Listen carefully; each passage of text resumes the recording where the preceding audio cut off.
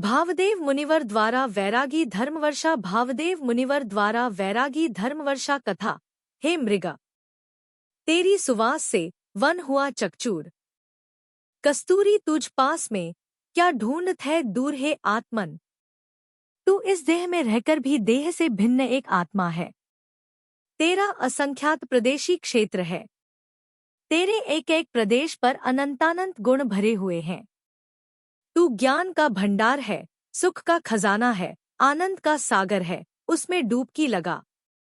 तू पंचेंद्रियों के अनंत बाधा सहित एवं अनंत आपत्तियों के मूलभूत इन विषयों में सुख की कल्पना कर रहा है, परंतु जरा सोच तो सही कि इस चतुर्गति रूप संसार में अनंत काल से भ्रमते भ्रमते तूने इन्हें कब नहीं भोगा है। इनके भोग कौन से शेष रहे हैं जो तूने नहीं भोगे हों? परंतु आज तक क्या कभी एक क्षण के लिए भी इनसे सुख शांति पाई है? हे भव्य, पराधीनता में कहीं भी किसी को भी सुख की गंध नहीं मिली है। यदि इंद्रिय विषयों में सुख होता तो श्री शांतिनाथ, श्री कुंठनाथ और श्री अरनाथ भगवान तो चक्रवर्ती, कामदेव और तीर्थंकर तीन तीन पदवी के धारक थे, उन्हें कौन सी कमी थी? फिर भी उन्होंने इंद्रिय विषयों को एवं राज्य वैभव को गले हुए तृण के समान छोड़कर आत्मा के सच्चे अतीन्द्रिय सुख को अपनाया। इस शरीर रूपी कारागृह में फंसे हुए प्राणियों ने इसके नव मलद्वारों से मल का ही सजन कर मल का ही संचय किया है। यह देह मल से ही निर्मित है, उसके भोगों में सुख कहाँ से आएगा? नव मल द्वार बहें घिनकारी, नाम लिए घिन आवे। यह शरीर तो अपवित्रता की मूर्ति है और भगवान आत्मा तो सदा पवित्रता की मूर्ति है। यह देह तो रोगों का भंडार है और भगवान आत्मा तो सदा ज्ञान आनंद का निकेतन है। यह देह तो कागज की झोपड़ी के समान क्षण में उड़ जाने वाली है और भगवान आत्मा तो शाश्वत चेतन बिंब है। इसलिए हे सज्जन, तू चेत और सावधान हो।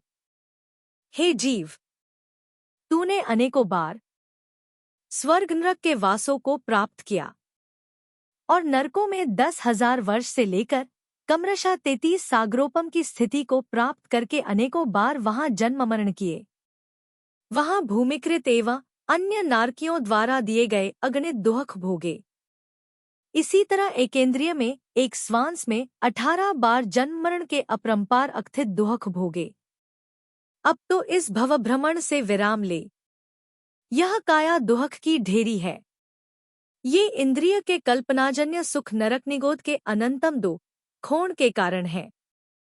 हे बुद्ध, तू ही विचार कि थोड़े दुहक के बदले में मिलने वाला अनंत सुख श्रेष्ठ है या थोड़े से कल्पित सुखों के बदले में मिलने वाला अनंत दुहक श्रेष्ठ है। नाम सुख अनंत दुहक, प्रेम वहाँ विचित्रता। नाम दुहक अनंत सुख, वहाँ रही न मित्रता है वत्स। ऐसा सुख सदा ही त्यागने योग्य है कि जिसके पीछे अनंत दुहक भरा हो। शाश्वत सुखमय ज्ञायक ही तुम्हारा पद है। हे भाई, ये कामभोग तो ऐसे हैं जिनकी श्रेष्ठजन साधुजन स्वप्न में भी इच्छा नहीं करते। भोगीजन भी उन्हें भोगने पर स्वत ही ग्लानि का अनुभव करते हैं। भोगने की बुद्धि भी स्वयं मोहांध रूप है। जिसे शुद्ध ज्ञानानंदमय आत्मा नहीं सुहाता, वह मग्नतापूर्वक भोगों में प्रवर्तता है। परंतु हे भाई, वह तेरा पद नहीं है, वह तो अपद है, अपद है। इसलिए इस चैतन्यामृत का पान करने यहाँ आ। यही तेरा पद है। इमी जानी आलस हानि, साहस ठानी यह शिख आदरो। जबलो न रोग जरा गह, तबलो झटिति निजहित करो। इतना कहकर भावदेव मुनिराज तो वन में चले गए, परंतु यहाँ मुनिराज के मुखारविंद से धर्मामृत का पान कर भवदेव ब्राह्मण के अंदर संसार, देह, भोगों के प्रति कुछ विरक्ति के भाव जागृत हो उठे। उसने सकल संयम धारण करने की भावना होने पर भी उसी दिन विवाह होने से अपने को महाव्रतों को धारण करने में असमर्थ जानकर अनुव्रत ही अंगीकार कर लिए। परम सुखदाता जिनमार्ग को पाकर उसके हृदय में मुनिराज को आहारदान देने की भावना जाग उठी। उसने आहारदान देने की विधि ज्ञात की और अतिथि संविभाग की भावना से आहारदान के समय अपने द्वार पर द्वारापेक्षण कर मुनिराज के आगमन की प्रतीक्षा कर ही रहा था कि संयम हेतु आहारचर्या के लिए मुनिराज नगर में आते दिखे। मुनिराज को आते देख वह नवधा भक्तिपूर्वक बोला, हे स्वामिन, नमोस्तु नमोस्तु नमोस्तु। अत्र अत्र अत्र। तिष्ठो तिष्ठो तिष्ठो। मन शुद्धि, वचन शुद्धि, काय शुद्धि, आहार जल शुद्ध है। इस प्रकार मुनिराज को पड़गाहन कर गृह प्रवेश कराया, उच्च आसन दिया एवं पाद प्रक्षालन तथा पूजन करके आहार दान दिया। पुण्योदय से उसे आहार दान का लाभ प्राप्त हो गया। भवदेव श्रावक के हर्ष का अब कोई पार न रहा। सिद्ध सदृश यतीश्वर को पाकर वह अपने को कृतार्थ समझने लगा और आनंद विभोर हो स्तुति करने लगा। धन्य मुनिराज हमारे हैं, अहो मुनिराज हमारे हैं।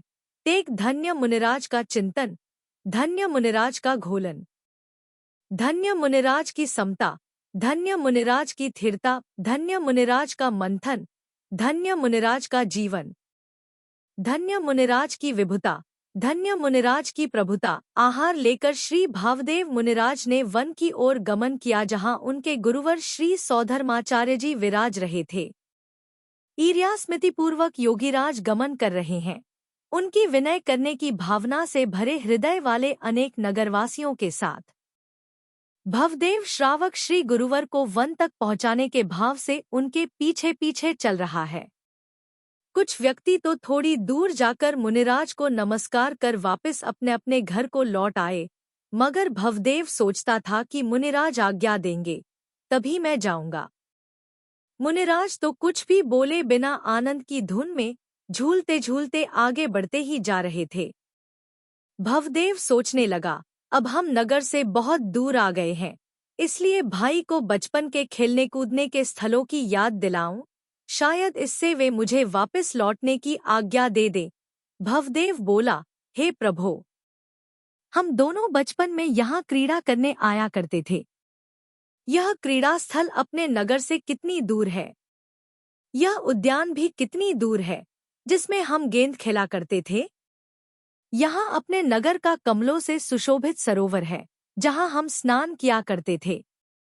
यहाँ हम दोनों मोर की ध्वनि सुनने बैठा करते थे, इत्यादि अनेक प्रसंगों की याद दिलाते हुए वह चल तो रहा था मुनिराज के साथ, मगर अपने हाथ में बंधी कंकण की गांठ को देख देख कर उसका मन अंदर ही अंदर आकुलित हो रहा था। उसके पैर मूर्छित मनुष्य की तरह लड़खड़ाते हुए पड़ रहे थे। उसके नेत्रों में पत्नी की ही छवि दिख रही थी और नवीन वधू नागवसु की याद से उसका मुखकमल भी मुरझाया जैसा हो गया था। दूसरी ओर उसके मन में अनंत सुखमय वितरागी संतों का मार्ग भी भा तो रहा ही था। उसका मन बारंबार इंद्रिय सुख से विलक्षण अतीन्द्रिय सुख का प्रचुर स्वसंवेदन करने के लिए प्रेरित हो रहा था। एक ओर सांसारिक दुहकों की भयंकर गहरी खाई तो दूसरी ओर सादी अनंत काल के लिए आत्मिक अनंत आनंद दिख रहा था। अरे, किसे अपनाऊं, किसे न अपनाऊं? मैं तो सुख का मार्ग ही अपनाऊंगा। इस प्रकार विचारमग्न भवदेव दुविधा में झूल रहा था। अरे रे, वह नागवस्तु क्या सोचेगी? उसके ऊपर क्या बीत रही होगी? क्या एक निरपराधी के साथ ऐसा करना अनुचित नहीं होगा? क्या मैं पामर नहीं माना जाऊंगा? क्या मैं लोक में हंसी का पात्र नहीं होऊंगा? नहीं, नहीं, लोक संज्ञा से लोकाग्र में नहीं जाया जा सकता। एक बार पत्नी और परिवारजन भले ही दो ही हो ले, समाज कुछ भी कहे, मगर समझदारों का विवेक तो हमेशा हितग्वेषणा में तत्पर रहता है। मैं तो जैनेश्वरी दीक्षा ही अंगीकार करूंगा। इस प्रकार के द्वंद्वों में झूलता हुआ भवदेव मुनिराज के साथ पूज्य गुरुवर श्री सौधर्माचार्य के निकट पहुंच गया। गुरुराज को नमस्कार कर वहीं दोनों जन विनयपूर्वक बैठ गए। संघस्थ मुनिवर वृंदों ने श्री भावदेव मुनिराज को कहा, हे महाभाग्य, तुम धन्य हो जो इस निकट भव्यात्मा को यहाँ इस समय लेकर आए हो। आप दोनों मोक्षमार्गी आत्मा हो। आप दोनों के कंधों पर ही धर्म का संदन रथ चलेगा। वन में विराजमान मोक्ष मंडली एवं वहां के शांत वातावरण को देख भवदेव मन ही मन विचारने लगा, मैं परम पवित्र इस संयम को धारण करूं या पुनः घर जाकर नवीन वधू को संबोध कर वापस आकर जिंदीक्षा लूं। संशय के हिंडोले में झूलता हुआ भवदेव का मन एक क्षण भी स्थिर न रह सका। वह विचारता है, अभी मेरे मन में संशय है, आता मैं दिगंबर वेश कैसे धर सकूंगा? और मेरा मन भी कामरूपी सर्प से डसा हुआ है। मेरे जैसा दीन पुरुष इस महान पद को कैसे धारण कर सकेगा? लेकिन यदि मैं गुरुवाक्य को शिरोधार्य न करूं तो मेरे बड़े भ्राता को बहुत ही ठेस पहुंचेगी। इस तरह उसने अनेक प्रकार के विकल्प जालों में फंसे हुए अपने मन को कुछ स्थिर करके सोचा तो अंततोगत्वा उसे परम सुखदायिनी आनंद प्रदायिनी जैनेश्वरी दीक्षा ही श्रेष्ठ भासित हुई। फिर भी उसके मन में यह भाव भी आया कि कुछ समय यहाँ रहकर बाद में अवसर पाकर मैं अपने घर को लौट जाऊंगा। उसका मन पलटा, अरे मुझे ऐसा करना योग्य नहीं, मैं अभी ही जैनेश्वरी दीक्षा अंगीकार करूंगा।